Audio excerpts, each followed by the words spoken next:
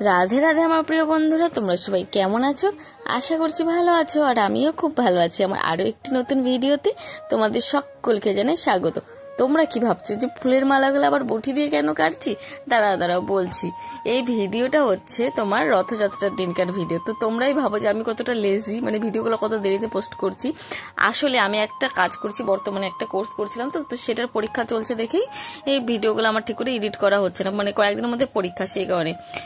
তো দিনটা ছিল রথযাত্রার দিন। সেদিন আমরা দোকানে ঢুকেছিলাম, নতুন দোকানে। পুরানা দোকানটাতে মানে থাকতে খুবই কষ্ট হচ্ছিল, দোকানটার অবস্থা তো খুব খারাপ হয়ে গেছিল। তারও আগে যে দোকানটা ছিল সেটার অবস্থা আরো খারাপ ছিল। মানে দোকানঘরটা এতটাই ছোট ছিল যে একজন দাঁড়ালে আর একজন দাঁড়ানোর মতো জায়গা ছিল না। তো জিনিস রাখবো কি করে বলো? বেশিরভাগ জিনিসটাই আমাদের বাড়িতে থাকতো, মানে 80% জিনিসই হচ্ছে বাড়ির ভিতরে, আর 20% জিনিস হচ্ছে দোকানে থাকতো।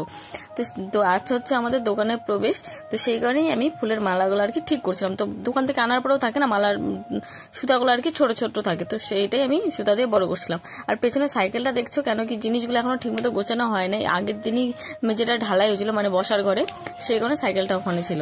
তো এখানটা আমি আর বাবা হচ্ছে ফুলের মালাগুলো লাগাচ্ছিলাম, আর এখানটাতে বুনু, মা, ওরা হচ্ছে সবাই এবার হচ্ছে মেঝেটা মুছছিল, মানে ঠিক করছিল। বললাম না তোমাদেরকে, কাজ আমাদের এখন মানে কমপ্লিট হয়নি। ওইভাবেই দোকানে ঢুকছিলাম, কেন কি তোমার আমরা বর্তমানে যে দোকানটাতে ছিলাম তখনকার সময় সেই দোকানটার অবস্থা খুবই খারাপ ছিল। তো এখানটায় দেখো ঘরটা মোছা হয়েও গেছে। তারপর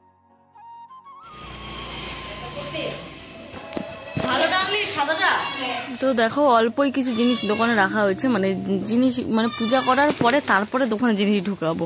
ওই দোকানটা মানে দোকান তো বন্ধ রাখা যাবে না, তো ওইখানটায় জিনিস দিচ্ছেই, মানে ওখানে দোকানটা কিন্তু চালু আছে, তার মধ্যে আমরা হচ্ছে এটাই পূজা করছি। প্রত্যেকবার তো আমাদের দোকানে পয়লা বৈশাখের দিনই পূজা হয়, যখন দোকানটা রেগুলার ছিল। তো এইবার যেহেতু মানে দোকানে নতুন করে ঢুকলাম, তাই রথের দিন আর কি পূজা করা হয়েছিল। তবু কি মানে অনেক তাড়াহুড়া, আগের দিন রংটা কমপ্লিট হয়েছে, পরের দিনই আমরা ঢুকে গেছি। তোমাদেরকে তো বললাম যে মানে কোনো মতো করে খালি আসবাবপত্রও ঠিকমতো ঢুকানো হয়েছিল কি হয় না, এইভাবে করে আমরা ঢুকে পড়েছি। তো এখানটায় দেখো বুনো আসন বিছাই দিল, এখন ঠাকুরটাকে ভালো করে সাজায় দিচ্ছে। আজকে না মনটাতে অনেক শান্তি লাগছিল, মানে সেই দিনটাতে আর কি, যে না দোকানটাতে এবার ঠিক মতো আর কি জিনিস রাখা যাবে। এতদিন তো মানে জিনিস দোকানে জিনিস রাখার জন্য জিনিস আনা।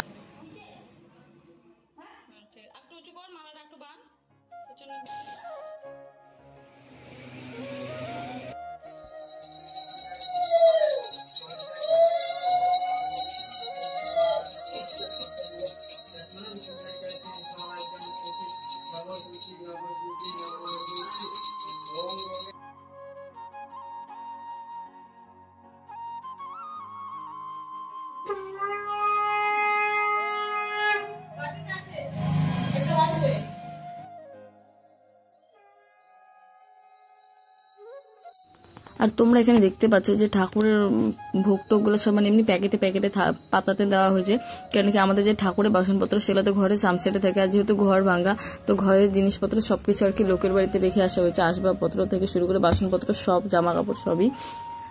আর তোমরা যারা যারা আমার চ্যানেলে নতুন, যারা আমার চ্যানেলটি এখনো পর্যন্ত সাবস্ক্রাইব করোনি, তারা প্লিজ আমার চ্যানেলটি সাবস্ক্রাইব করে আমার পাশে থেকো। আর আমার ভিডিওগুলি ভালো লেগে থাকলে একটি লাইক করে দিও। ভিডিওগুলি কেমন লাগছে কমেন্ট করে জানাতে কিন্তু ভুলো না। আর তোমরা দোকানঘরটা এত ফাঁকা দেখছো না? প্রত্যেক বছর যখন পূজা হয়, মানে যখন আমাদের দোকানটা আর কি রেগুলার থাকে, তখন তো দোকানে জায়গায় থাকে না, কোনো মতো ছোট্ট মতো একটা জায়গা বের করে ঠাকুর রাখা হয়, আমাদের বসার জায়গায় হয় না, একজন দুইজন বসি, বাদ বাকি সবাই বাইরে দাঁড়িয়ে থাকে।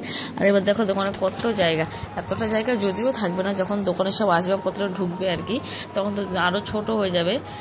তোমার পূজার পরেই সব জিনিসগুলো আনবে, যেহেতু ওই পাশে দোকান মানে এখনো দোকান চলছিলই, দোকান তো বন্ধ রাখা যাবে না।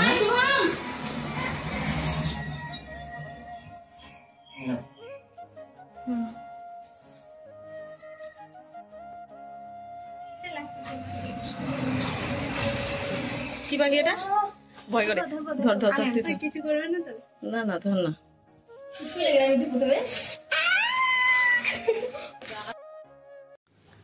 তো দেখো এখানটা হচ্ছে আমাদের পাড়ার একটা ভাই পাখিগুলো নিয়ে আসছিল। এই পাখিগুলো পোষে, পাখিগুলো কিন্তু ছাড়াই থাকে, খাঁচায় থাকে না, তবু এটা উড়ে যায় না, এতে হচ্ছে পাখনা কাটা আছে, কি কিউট না পাখিগুলা। এখানে আমাদের পূজা কমপ্লিট হলো, এখন সবাই প্রসাদ মাখছি।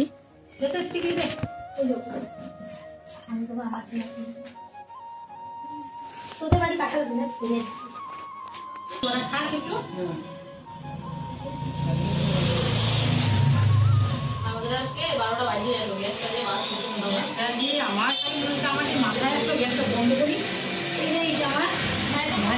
আর এখানটায় দেখো আমাদের দোকানে কিন্তু এখনো পর্যন্ত ওয়ারিং এর কাজও হয় না। আর তখনকার মানে যেদিনকার দোকানে ঢুকছি সেদিনকার কয়েকটা খালি লাইট লাগানো হয়েছিল, মানে টেম্পোরারি দোকানটা চালানোর জন্য। দেখো পুরো এখনো বাকি আছে। এখন তো বারান্দা হয়ে গেছে, তখন বারান্দাও হয় নাই। আমরা তো ওইভাবেই ঢুকছি, তোমাদেরকে বললাম কোনো মতো করে দোকানে ঢোকা হয়েছিল। এই যে আমাদের দোকানের সামনেটা তোমাদেরকে ভালো করে দেখিয়ে দিলাম। তারপরে এই যে বিকালবেলার দিকে আর কি মিস্ত্রি আসছিল, লাইনে মিস্ত্রি কাজ করতে। আর এখানটায় কেবল দোকানের সামনে শোকেসটা ঢুকাইছে, এখনো হচ্ছে র্যাকগুলা রাখে নাই।